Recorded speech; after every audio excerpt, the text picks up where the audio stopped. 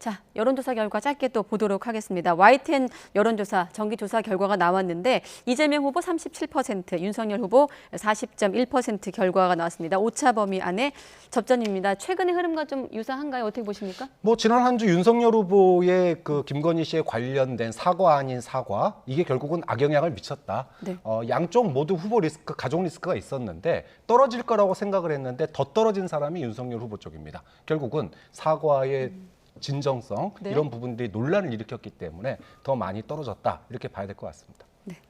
그러니까 지금 제가 보기에는 참 이번 대선이 묘한 것이 누가 덜 잘못하나 이 경쟁으로 지금 흐르고 있는 것 같아요. 누가 덜 잘못하나. 네. 그러니까 실수를 덜하는 쪽이 상대적으로 좀 안전한 이제 그런 그 상황인데 이 지표에서도 그대로 나타나는 것 같아요. 그러니까 윤석열 후보 쪽이 위기 관리가 훨씬 지금 잘못되고 있는 거죠. 네. 잘못 대응하다 보니까 그 경쟁에서 조금 뒤처지고 결과적으로 지금 지지율 면에서도 좀 손해를 보는 그런 상황으로 좀 이어지고 있다, 이렇게 생각을 합니다. 자, 그런가 하면 또 리얼미터 조사 결과 국민 절반이 두 후보의 가족 논란 사과에 충분하지 않다. 이렇게 응답한 대답도 있거든요. 다만 응답자들 가운데 가족 이슈에 따른 지지 후보 변경 가능성에 대해서는 또 70.7%가 변경하지 않겠다라고 또 답을 하기도 했고요. 어떻게 좀 해석하고 계십니까? 뭐 이번 대선이 역시나 진영 대결로 흐를 거다. 네. 진영 대결로 흐르게 되면은 뭐 대장동이 나왔던 김건희가 나왔던 뭐가 나왔든지 간에 지지층은 변하지 않습니다. 네. 그렇기 때문에 이번 대선의 가장 큰 흐름은 역시나 진영 대결로 갈 가능성이 높다라는 것이 지지 후보의 변경 가능성이 별로 변경하지 않겠다라는 비율이 높은 것과 네. 저는 일맥상통하는 면이 있다고 봅니다. 네, 또 다른 머니투데이와 이제 한국갤럽이 조사한 결과도 보여주시죠. 이 같은 결과에서는 이재명 후보가 32.9%, 또 윤석열 후보가 35.2%, 역시나 두 후보 모두 지지율이 하락했습니다만 낙폭이 좀 다소 커 보이고요. 자, 이 조사와 함께 윤 후보와 앞서 보셨던 리얼미터 결과 조금은 다른 차이가 있어 준비해봤는데 윤석열 후보와 이재명 후보를 계속 지지하겠다는 응답이 나가고 있죠. 20, 30대를 좀 주목해야 될 것 같습니다. 다른 사람으로 지지를 바꿀 수 있다는 응답이 76.4%가 나왔거든요. 어떻게 좀 평가하십니까? 예, 그러니까 지금 양당이 MZ세대를 잡기 위해서 정말로 공을 많이 들이고 있는 거죠. 그러니까 지금 이제 우리 2030 세대가 어떻게 보면 탈이념 세대예요.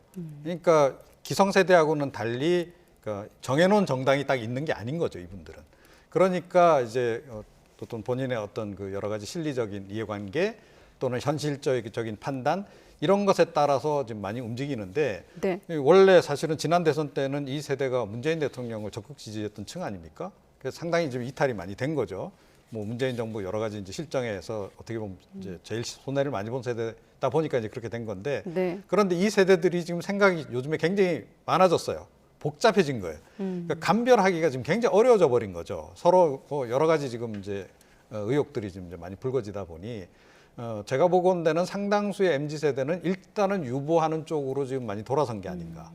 그래서 이 앞으로 이 향후 추이를 좀 더 지켜본 다음에 최종적으로 결정을 할 가능성이 높은데 그야말로 이 표심은 어디로 향할지를 아직까지 우리가 예단하기 어렵다. 이렇게 생각합니다. 그야말로 무당층이다. 네, 이렇게 그렇습니다. 보시는 거고. 지금 30대 같은 경우도 59.3%거든요. 네, 20, 30대가 스윙보터 역할을 할 거다라고 네. 봤는데 역시나 스윙보터 역할을 하고 있습니다.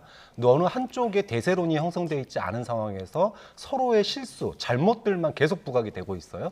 당연히 실망감이 커질 수밖에 없고 최종적인 선택은 뒤로 미루는 이런 유보가 이제 나타나는 거죠. 그러니까 결국은 이제부터 지금 지지율이 이제 서로 다 오차 범위 내에 있기 때문에 지금부터 실수 덜하는 사람 그리고 국민들에게 얼마나 국민들의 실생활에 와닿는 민생과 경제에 와닿는 진정성 있는 정책을 내놓는지에 따라서 승부가 날 거다 이렇게 볼 수 있겠죠. 네, 앞서 평론가님 표현을 빌면 덜 실수하는 후보를 대선 후보를 뽑아야 된다는 게 참 힘이 빠지는 얘기긴 합니다만 앞으로 누가 덜 실수할지 남은 대선 기간 지켜보도록 하겠습니다. 박창환 장한대 교수, 이종훈 정치평론가 두 분과 함께했습니다. 오늘 고맙습니다.